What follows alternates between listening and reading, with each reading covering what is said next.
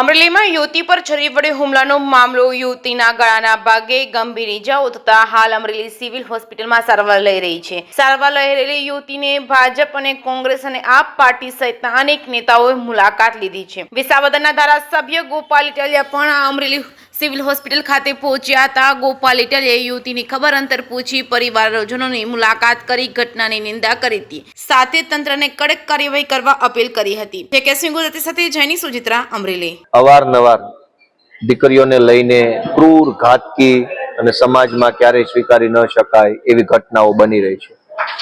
અગાઉ પણ અમરેલીમાં એક નિર્દોષ દીકરીના સરઘસની ક્રૂર ઘટના બની હતી. એના આંસુ, એની પીડા હજુ ઓછી નથી થઈ, આંસુ સુકાયા નથી, ત્યાં નવી ઘટના બની. અમરેલીની બજારમાં 4 લુખા લફંગાઓએ એક નિર્દોષ દીકરીને મારી નાખવા માટે થઈ અને છરા માર્યા. હાથમાં, પગમાં, ગળે અનેક જગ્યાએ છરા મારી નાખવાની કોશિશ કરી. આવા અસામાજિક તત્વો, બુટલેગરો, આવા માથાભારે લોકોને હિંમત કેમ આવી છે? છાસવારે જોઈએ તો ગુજરાતભરમાં આવી ઘટનાઓ બને છે. આ માણસોના હાથમાં એટલી હિંમત કેમ આવી જાય છે કે કોઈને છરો મારી દેવા માટેનું કોશિશ કરી લે છે? કારણ કે એ જોવે છે કે પોલીસ તંત્ર કોઈ ગુનેગારનું કશું જ કરી લેતું નથી.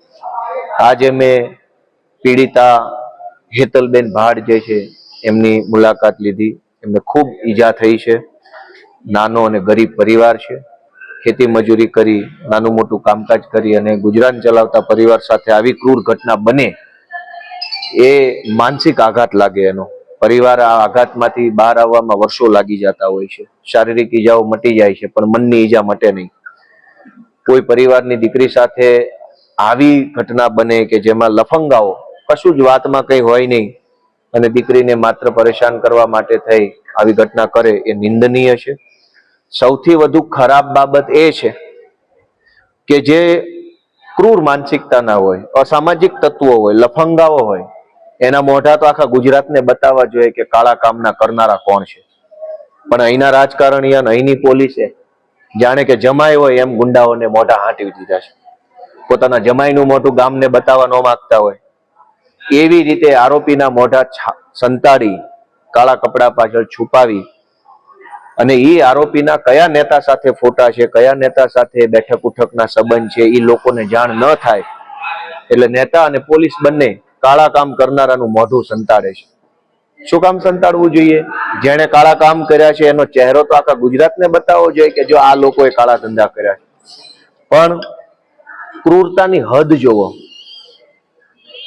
અસંવેદનશીલતાની હદ જુઓ કે કાળા ધંધા કરનારાને કાળી ટોપી પહેરાવીને લઈ જાય જેથી કરીને કોઈ ખ્યાલ ના આવી જાય કે આ કોનો માણસ છે, આ કોની સાથે જોડાયેલો માણસ છે. જો નેતાઓ અને પોલીસ બંને ભેગા મળી અને ગુંડાઓને અને અસામાજિક તત્વોને આવી રીતે છાવરે તો ગુંડાની હિંમત વધવાની છે, લફંગાઓની હિંમત વધવાની છે.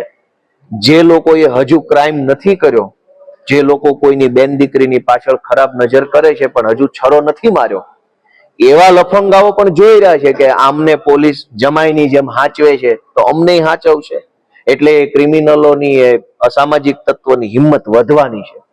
આવા ક્રિમિનલો, દીકરીનું સરઘસ નીકળ્યું પણ આવા લફંગાઓને તો હાચવવામાં આવે છે. તો સમાજ જોઈ રહ્યો છે કે એક નિર્દોષ દીકરીનું આજ અમરેલીની બજારમાં સરઘસ નીકળ્યું પણ આ લફંગાઓને કેમ મોઢું હંતાડવામાં આવે છે? કોના કહેવાથી મોઢા હંતાડો છો? કાળા કામ કર્યા છે, બતાવો મોઢું કે કોણે કાળા કામ કર્યા છે. એટલે મારી એટલી વિનંતી છે કે કાળા કામ કરનારાઓને, અસામાજિક તત્વોને, લફંગાઓને આવી રીતે છાવરવાની કોશિશ નેતા કે પોલીસે કરવી જોઈએ નહીં. આવા લોકોને ઉઘાડા પાડવાની જવાબદારી તો પોલીસની છે, નેતાની છે.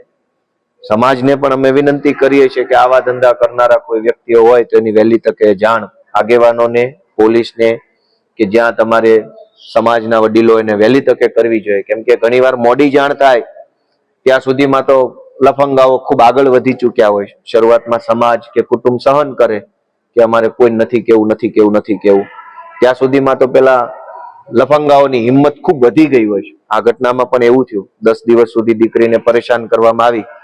નાનું કુટુંબ હતો, નાનો પરિવાર છે એટલે એમણે સહન કર્યું કે આપણે કંઈક બોલશું તો આપણી દીકરીને તકલીફ પડશે, એટલે સહન કર્યું. એટલે આ ગુંડા તત્વોની હિંમત વધી ગઈ.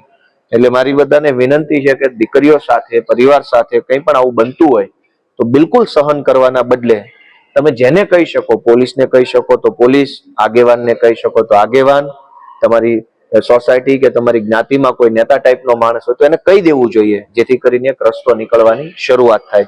કોઈ વાતને સહન કરી લેવાથી કે એ વાતને ચલાવી લેવાથી એનો અંત નથી આવતો. કોકને કહેવું પડશે તો જ અંત આવે છે. આજે દીકરીની ખબર અંતર પૂછી છે, તબિયત સારી છે એમની.